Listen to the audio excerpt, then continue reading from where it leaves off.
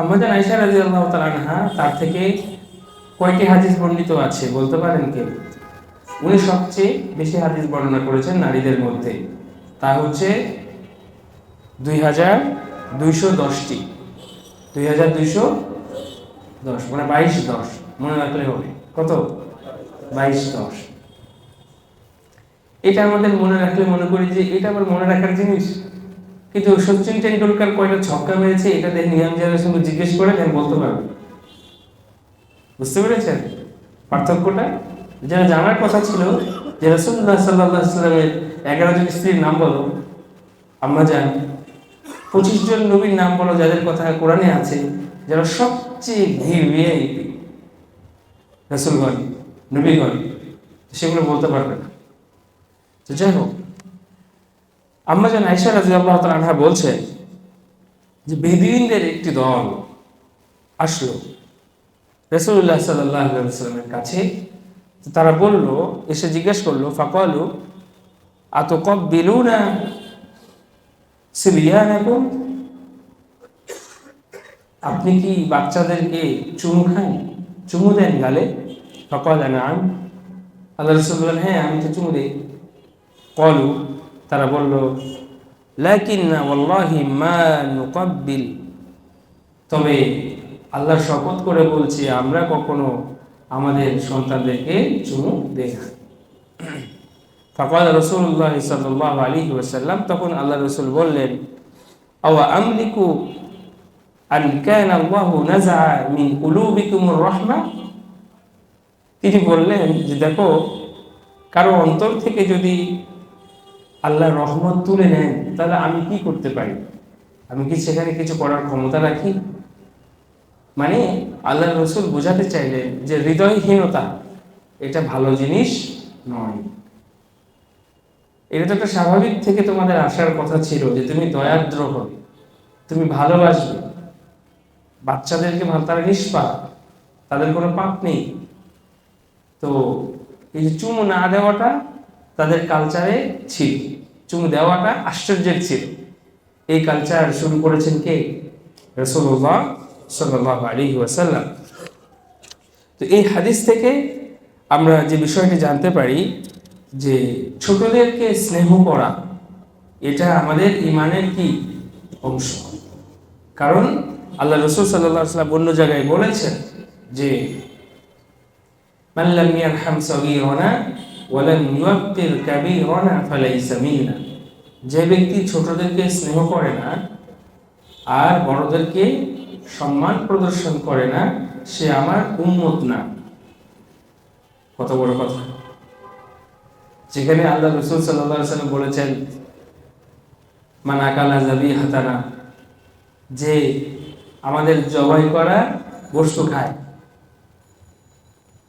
আর পশ্চিম দিকে ফিরে, সেই আমাদের দলভুক্ত। মানে দল বাড়ানোর জন্য তিনি আরো আম করে দিয়েছেন। সেখানে কিছু জায়গায় রাসূলুল্লাহ সাল্লাল্লাহু আলাইহি ওয়াসাল্লাম ধমক দিয়েছেন, তার মধ্যে এটা একটা। যেমন তিনি বলেছেন মান গশানা ফালাইসা মিন্না, যে প্রতারণা করে, ধোঁকা দেয়, সে আমার উম্মত না। এটা বললে বুঝে আসে, কিন্তু ছোটদেরকে স্নেহ না করলে যে মানে উম্মত থেকে খারিজ করে দিচ্ছেন, বা বড়দেরকে সম্মান না করলে উম্মত থেকে খারিজ করেছেন, এটা আমাদের গায়ে লাগে না।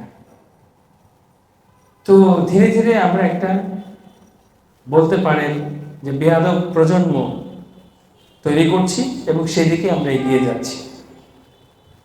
ক্লাস 1-2 এর বাচ্চা যারা বলতে পারে মা বাবাকে যে তুমি আমাকে ফোর্স করো কেন, তোমার তো সেই অধিকার নাই যে তুমি আমাকে সবকিছু চাপিয়ে দিবে। আমি জিজ্ঞেস করলাম কোথায় শিখেছো? বলে না, স্কুলে বাচ্চারা বলেছে, আমি শুনেছি, সেখান থেকে আমিও বলে ফেলেছি। তো এই যে অভিভাবকহীন থাকার যে মানসিকতা, এটা ইউরোপিয়ানরা শেখায় আমাদেরকে, যে বাচ্চাদেরকে কিচ্ছু বলা যাবে না। এটার মানে আবার এই না, স্নেহর মানে এই না যে বাচ্চাদেরকে কিছুই বলা যাবে না, তারা যা খুশি তাই করবে, স্বাধীনভাবে বাঁচতে দিতে হবে। তার মানে হচ্ছে বাচ্চারা যখন 12, 13, 14 বছরে পৌঁছায়, তখন স্বাভাবিকভাবে সে কোন দিকে যায়? তার নেচার তাকে একদিকে নিয়ে যায়। 13 থেকে 19 এটাকে আমরা টিনেজ টাইম বলে থাকি। এই সময়গুলোতে বাচ্চারা নিজের সিদ্ধান্ত নেওয়ার মতো কোনো ক্ষমতা রাখে না, এবং তার বয়ঃসন্ধির কারণে দেখা যায় তার মেজাজ ঠিক থাকে না। তার সাথে বন্ধুত্ব সুলভ আচরণের পাশাপাশি তাকে শাসন দুটোর প্রয়োজন হয়। তাকে যদি ওই সময় ছেড়ে দেওয়া হয়, দেখা যাবে সে নিশ্চিতভাবে খারাপের দিকে যাবে, শরীয়তকে লঙ্ঘন করবে, যেটা কথিত এই পশ্চিমা সমাজের কাছে অপরাধ নয়। মেয়েদেরকে নিয়ে থাকবে, এটা অপরাধ না তাদের কাছে।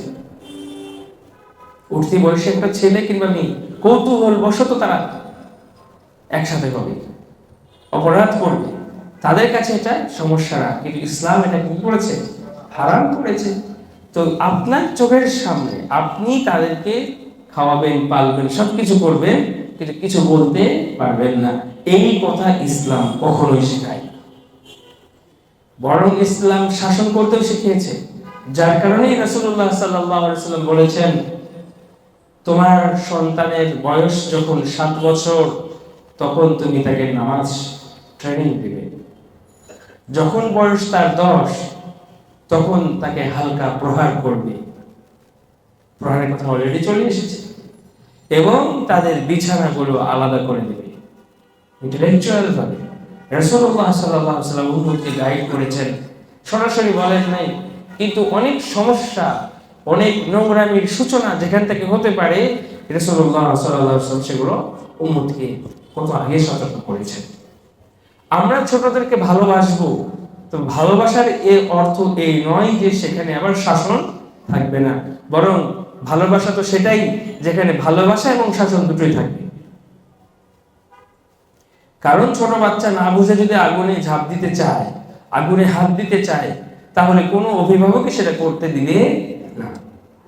সুতরাং পশ্চিমা কালচার থেকে আমাদের বেরিয়ে এসে ইসলামিক কালচারে আসতে হবে। ইসলামিক প্যারেন্টিং আছে, এগুলো শিখতে হবে ইনশাআল্লাহ। শিখবো তো ইনশাআল্লাহ? আমাদের প্রত্যেকের ঘরে ছোট ছোট বাচ্চা আছে, হয় ছেলে মেয়ে আছে, না নাতি নাতকুর আছে, অথবা আসবে।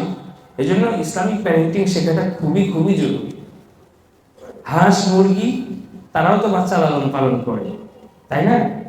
তারা কোন দিকটা খেয়াল করে?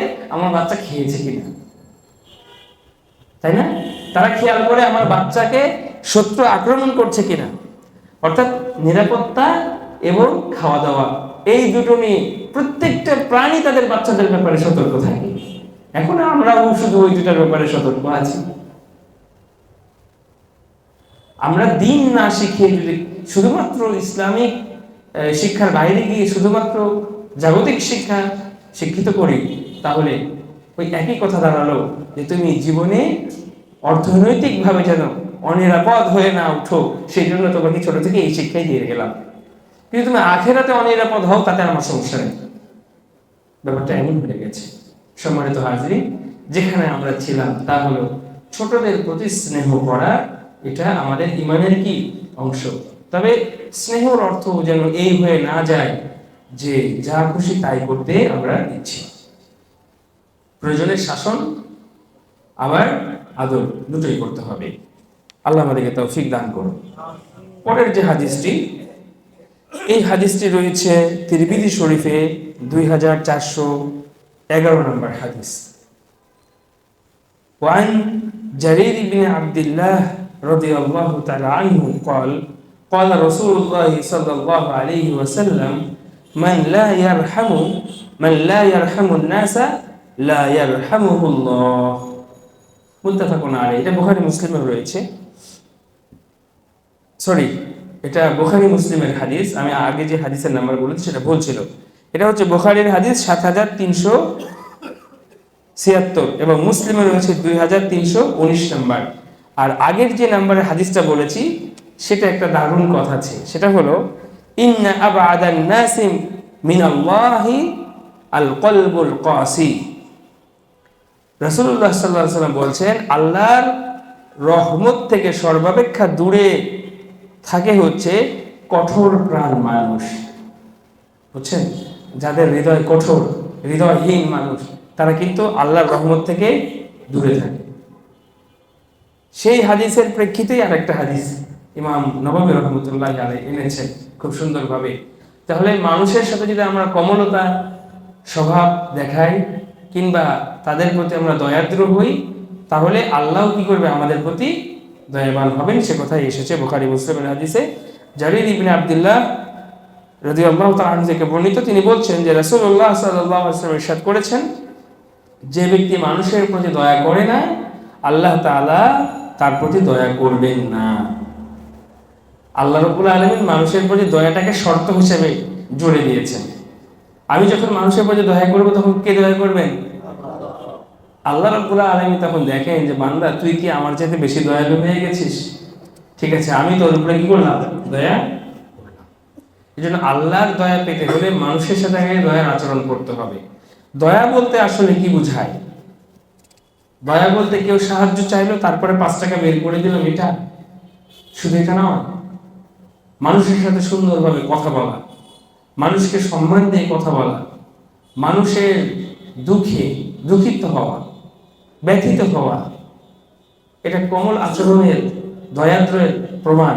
যে কেউ যখন কষ্টে নিপতিত হয়েছে, তাকে একটু ভালো কথা বলে সান্ত্বনা দেওয়া, যে ভাই, জীবন মানেই কষ্ট দুঃখ লেগে থাকে, আপনি ধৈর্য ধরেন, সবর করেন, আল্লাহর কাছে সাহায্য চান, আমিও আপনার জন্য দোয়া করছি, ইনশাআল্লাহ আল্লাহ আপনার বিপদ দূর করে দিবে।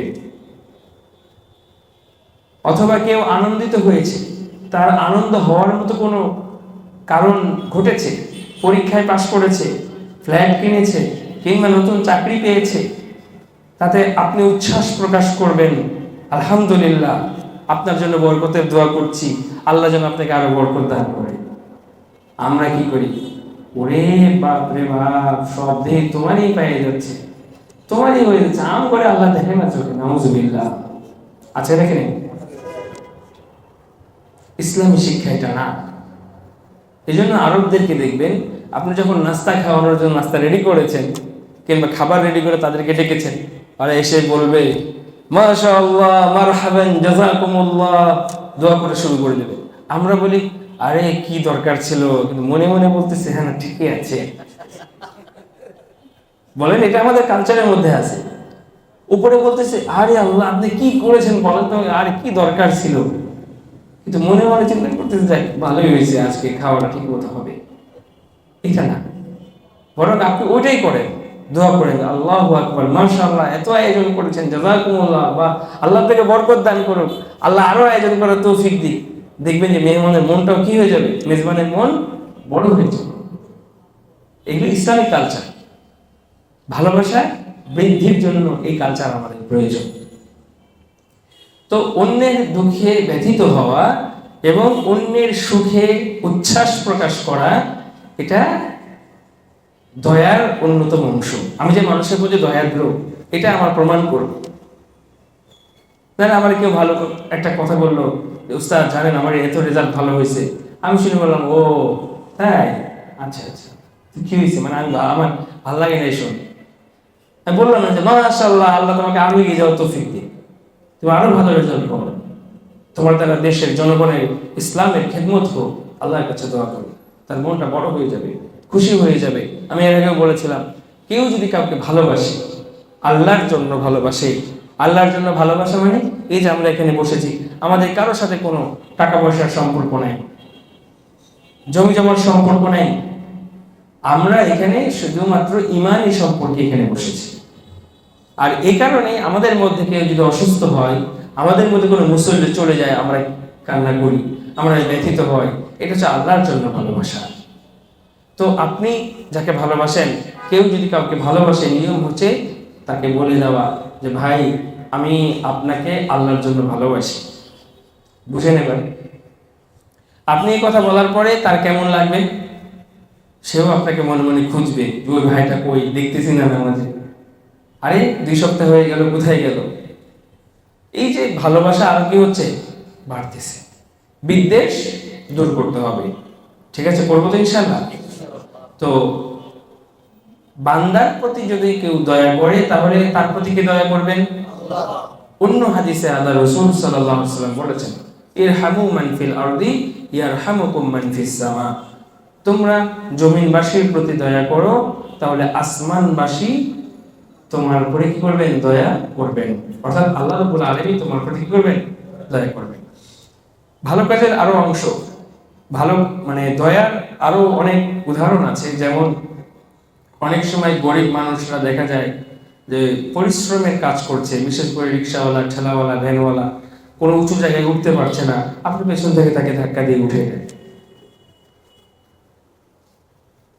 তারপরে যুবক, বেকার যুবক, লেখাপড়া শেষ করে বসে আছে, কাজ পাচ্ছে না, তার কাজের ব্যবস্থা করে দেন, কর্মসংস্থান করে দেন। যুবক যুবতী বিয়ে হচ্ছে না, বিয়ে দিতে পারছে না, অথবা সন্ধান পাচ্ছে না পাত্র পাত্রীর, সেটা আপনি করে দেন। এই প্রত্যেকটাই আল্লাহর কাছে খুবই খুবই ভালো কাজ হিসেবে পরিগণিত।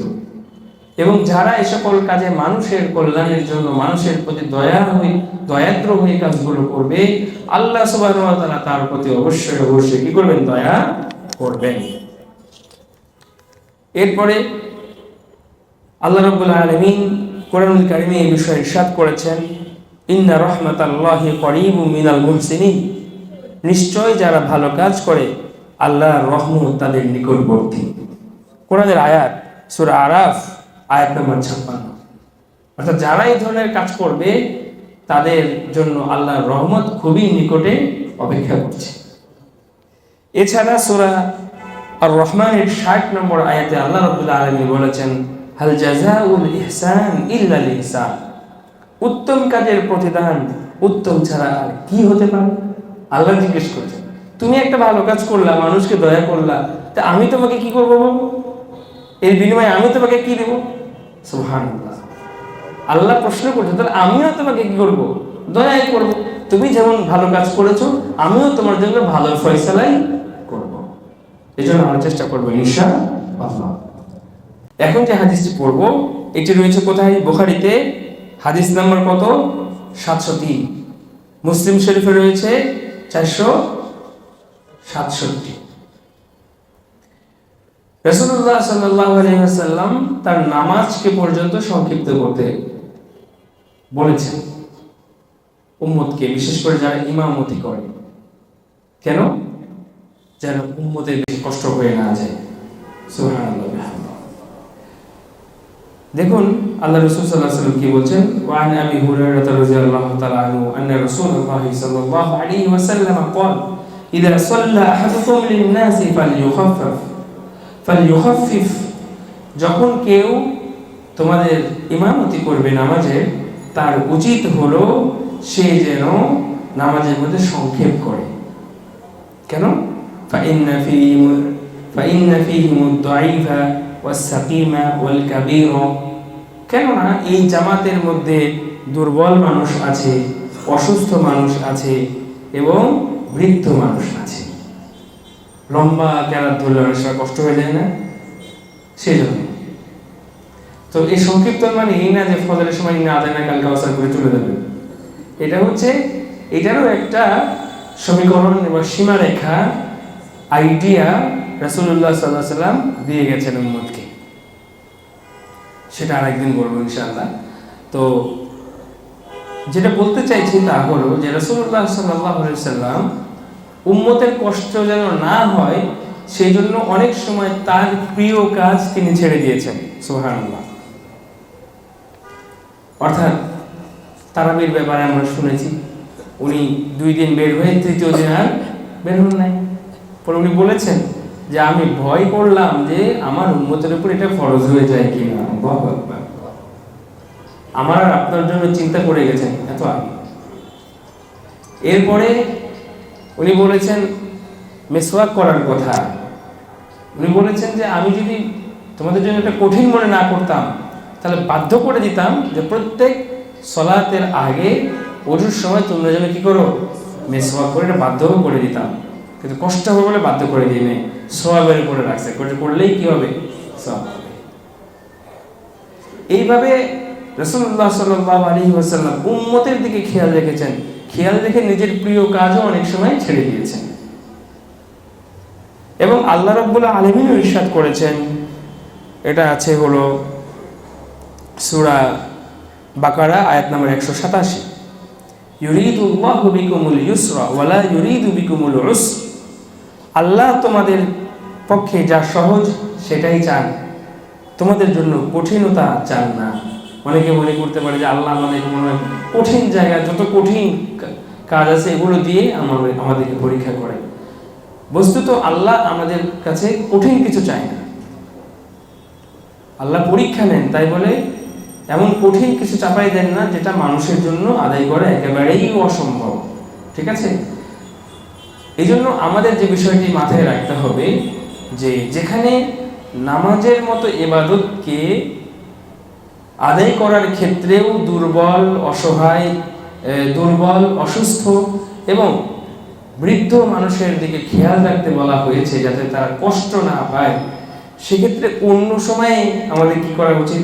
ধমক দেওয়া উচিত নাকি ধাক্কা দেওয়া উচিত অন্তত।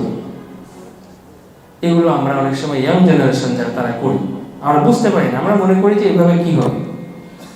যদি কেউ কখনো ভুল করে, মনে করেন একটা মানুষ ভুল করতেছে, ইসলামের বহির্ভূত কাজ করতেছে, আপনার আমার দায়িত্ব কি? আপনার আমার দায়িত্ব হচ্ছে সঠিক বাণীটা শুধু তাকে পৌঁছে দেওয়া যে ভাই এই কাজ করাটা অন্যায় হচ্ছে, এটা এরকম না, এটা এইভাবে করলে ভালো হয়, এটা ইসলামে আছে। তারপরেও যদি করে তাহলে তাকে পিটাইয়া ওখানে ঠিক করা এটা দায়িত্ব আমাদের না। ঠিক আছে? কিছু জায়গা আছে যে শক্ত হতে হয়, যেমন মনে করেন সামাজিক যেখানে অবক্ষয় ঘটছে, সামাজিক এমন অশ্লীল কিছু হচ্ছে যার প্রভাবটা ঘরে ঘরে পড়বে, সেক্ষেত্রে আপনি সমাজের লোকজনকে নিয়ে কঠিনভাবে হাতের দ্বারা কি করবেন? প্রতিবাদ করবেন। কিন্তু ব্যক্তিগতভাবে যখন হবে তখন আপনি কি করবেন? বাণীটা পৌঁছে দেবেন, বাণী পৌঁছে দেবেন। ওমা আলাইনা ইল্লাল বালাগ, পৌঁছে দেওয়াটা হচ্ছে আমাদের দায়িত্ব। কিন্তু অশ্লীল কিছু হলে, সামাজিকভাবে কিংবা রাষ্ট্রের ক্ষতি হবে এমন কিছু যখন হবে, তখন কিন্তু বাণী পৌঁছে দেওয়াটাই শুধু দায়িত্ব পালন বলে গণ্য হবে না। তো আজকে সারসংক্ষেপ যদি আমরা বলি তাহলে 3টে হাদিস থেকে যা আমরা জানতে পারলাম তা হচ্ছে শিশুদের প্রতি আমাদের ভালোবাসা থাকতে হবে, এটা আমাদের ঈমানের অংশ। তবে ভালোবাসার মানে এই নয় তারা যা খুশি তাই করতে পারবে, বরং তাদেরকে শাসনও করতে হবে প্রয়োজনে। 2 নম্বর হাদিস থেকে যেটা আমরা জানতে পেরেছি তা হলো যদি আমরা আল্লাহর দয়া পেতে চাই তাহলে মানুষের প্রতি আমাদের দয়া করতে হবে। 3 নম্বর হাদিস থেকে যেটা জানতে পেরেছি নামাজের মতো এমন গুরুত্বপূর্ণ ইবাদতেও যেখানে রাসূলুল্লাহ সাল্লাল্লাহু আলাইহি ওয়াসাল্লাম দুর্বল, অসুস্থ এবং বৃদ্ধ মানুষের প্রতি খেয়াল রাখতে বলেছেন, তাহলে নামাজের বাহিরেও তাদের প্রতি আমাদের খেয়াল রাখাটা একান্তই জরুরি বিষয়। খেয়াল রাখবো তো ইনশাআল্লাহ। আল্লাহ আমাদেরকে আমল করার তৌফিক দান করুন। আমিন। সুবহানাল্লাহি ওয়া বিহামদিহি, সুবহানাকাল্লাহুম্মা ওয়া বিহামদিক, আশহাদু আল্লা ইলাহা ইল্লা আনতা, আস্তাগফিরুকা ওয়া আতুবু ইলাইক। আসসালামু আলাইকুম ওয়া রাহমাতুল্লাহ।